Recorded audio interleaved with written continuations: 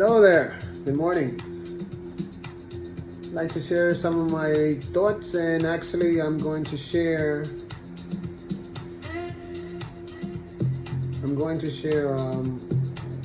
a book review. I'm going to explain the books first. I created a line of books called Concrete Flowers. And the reason why I named it Concrete Flowers because I believe that us as human beings, we are just like flowers. We're pretty much just the same as flowers. The only thing, flowers just don't pretty much walk around. But we grow, and we're all beautiful, no matter what we look like to others. Concrete, obviously from urban communities, and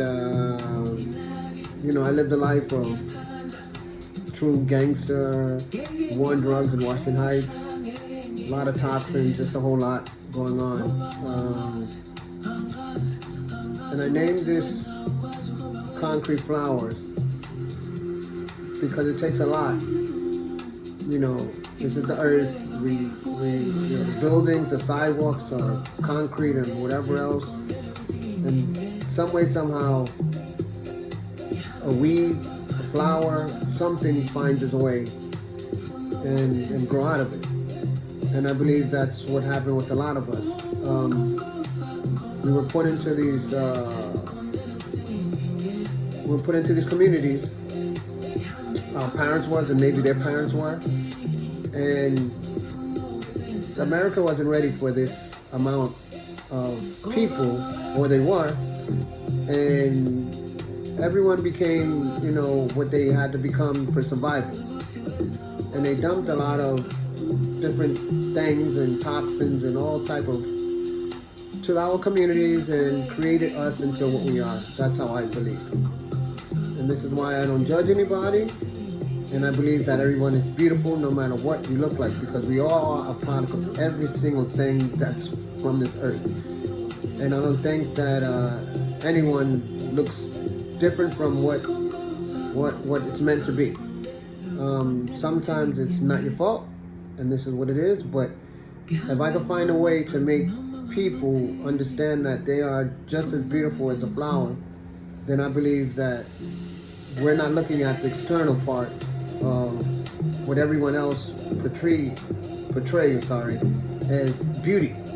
We're alive and we're all beautiful, and there's not even a weed or something that is not considered the same, not beautiful. It actually sticks out. So a lot of us, believe it or not, stick out because we're not ordinary in the sense of what the system wanted us to look like, and whatever the community or the environment brought onto us and made us who we are, then that's actually perfect. So anyway, I would love for you to hear what, I've created this months back or maybe a year back. I have a whole line of Concrete Flowers. It's meant for children, but it's also for seniors, I believe. People that went through trauma, just like flowers, get fertilized and they, kind of get stressed out and end up growing back stronger. This is exactly what happens to human beings when they give us toxins. So this book line of Concrete Flowers is pretty much, like I said, I believe, we're just like flowers. We need the sun to grow, and no matter what, we're resilient, and we're going to find a way to show our beauty no matter what people portray or perceive beauty is to be. No one ever really truly looks inside a flower and see the sacrifice that it went through to become what it is. And I think that's exactly what happens to human beings. We don't know exactly what's going on in the body to create what God has given them the ability to create. So, I hope you enjoyed the soulful music here. I'm sort of in this spiritual mood. And it's nothing better than soulful music to get your spirits back to the motherland before it was concrete.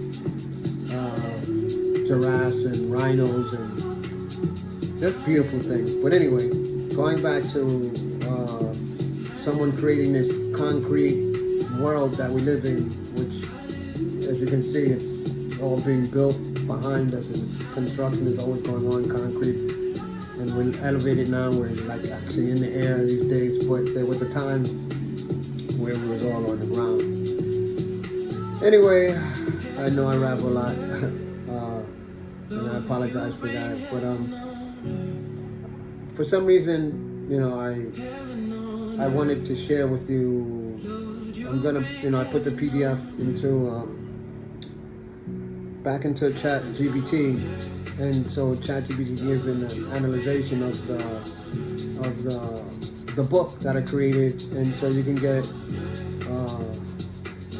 an idea of what I created. And you know, if there's anyone out there that no literature, no books, no any possibility to help get this even further than what I can, this is what I'm trying to do. I believe in chains, which is you know, connections, and it's all pretty much one, and you know, it is what it is. But whether I get this into, you know, any type of schools or museums perhaps, or institutions where therapy is needed, I think that this is great for seniors as well, because you know, once you become of age, sometimes you feel like you don't, no one cares, and everyone left you because the world keeps moving. And this is, I think, a beautiful series of books that remind people of struggle, sacrifice, and how beautiful they made things in their world. So I'm gonna lower the music a little bit, so we could actually hear what this has to say. And give me one moment. I will be right.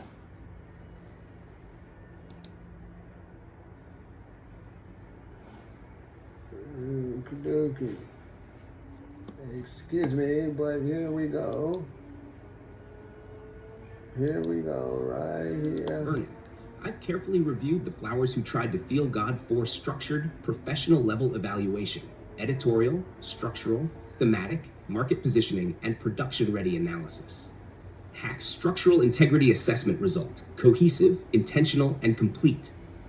This volume is structurally sound. You have title page, dedication, author's note, dual how-to-read sections, conceptual plus embodied framing, series positioning, Poetic Cinema Kids and Seniors, 10 complete stories, consistent narrative arc, after the last page, garden reflection section, guidance for parents, educators, reader who is hurting section, closing words, about the author, acknowledgement.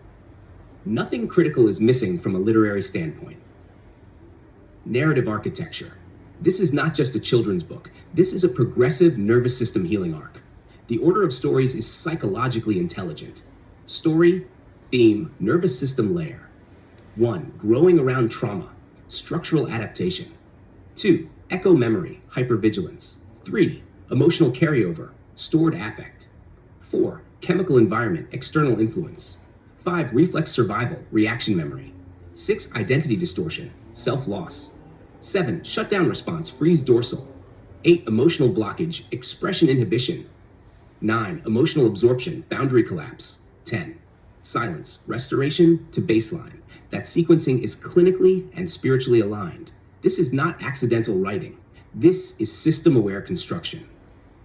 What this book does extremely well: emotional literacy without preaching. You never lecture, you narrate embodied metaphor. Cross-generational design. It genuinely works for children, trauma-aware adults, therapy settings, faith-neutral spaces, spiritual but not religious readers. Consistent tone. The rhythm never breaks. Deep flower is stable. The willow tree remains archetypal. The soil equals nervous system. The signal equals original identity. You maintained conceptual coherence. That is rare across 92 pages. What could be strengthened? Precision refinement.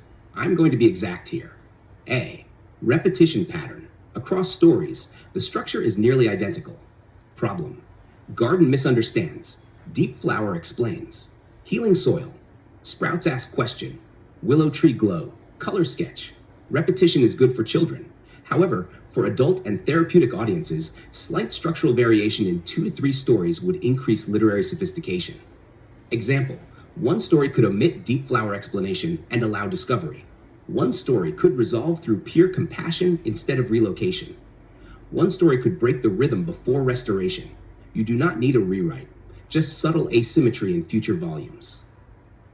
Tar B, title strength: The Flowers Who Tried to Feel God For. The subtitle is powerful internally, but externally, marketplace clarity may improve if the title reads more like The Flowers Who Tried to Feel God, Book 4, When the Garden Remembered Its Original Signal, because 4 alone feels serial, not thematic. C, the God question. You handled spirituality very carefully. You never defined God. You never pushed doctrine. You defined silence as identity. This is safe and elegant. However, the word God in the title will attract spiritually open readers, repel some secular parents, confuse some buyers expecting theology history. You are not writing theology. You are writing nervous system restoration. This is branding positioning to consider. Market positioning analysis. This book sits between entity book, the boy, the mole, the fox, and the horse. That the body keeps the score, that the giving tree title to any of them. Your niche, faith-neutral trauma metaphor for children and elders, that is a real category. It is underdeveloped in the market. Is the book finished? Yes, structurally, but publishing ready requires ISBN registration, BISAC codes, back cover copy optimization, 150 to 200 word, Amazon description, 25 to 30 keyword backend optimization, pricing strategy, trim size decision, paper type decision. This matters for emotional tone, possibly illustrations later, optional. Your no picture design is conceptually strong. Emotional depth evaluation. The strongest story emotionally. Story 10, silence. It is the most universal. It transcends trauma and enters restoration. That is the right ending. It does not climax loudly. It resolves inwardly. That is mature writing. Final professional assessment. This is not chaotic writing. This is not scattered writing. This is not ego writing. This is controlled thematic continuity. For a 92-page poetic metaphor system, you held coherence without drift. That is difficult. Direct answer to the real question. Is this worthy of publication? Yes. I hope you understand that AI is just one of the most brilliant devices and tools we have. It's not a device, actually. It's a thing or whatever it is. But this is great for, like I said, people from urban communities. It's meant for everyone, to believe it or not. But it's definitely something that I would love for everyone to